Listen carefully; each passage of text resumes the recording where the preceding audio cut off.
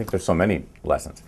I think the notion of family is important, how it's central to the tradition, and how it's central to your responsibility to each other. I think the notion of community, which is so great, you know, the notion that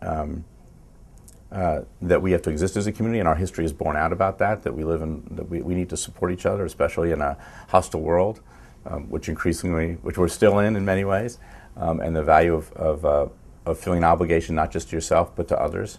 You know, I always loved the notion of, as a young man even, that it was not okay just to come to synagogue and say the prayers and then leave an unjust life.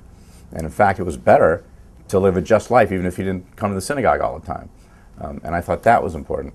I love the idea of, I think it's Maimonides, that notion about the best kind of giving is the anonymous giving, or that the important thing is to make strangers in your midst feel comfortable and your obligation to them, or the idea that when you give charity to people, that how important is tzedakah? I mean, the notion that, you know, as a young age, you realize that's part of your responsibility, is to give back, right? And when you first learn that, you know, when I give my kids allowance, it's okay, some part goes to your college, some part's for you to spend, and some part goes to tzedakah. And I love that at a young age they have to think about that, and that should be part of who they are.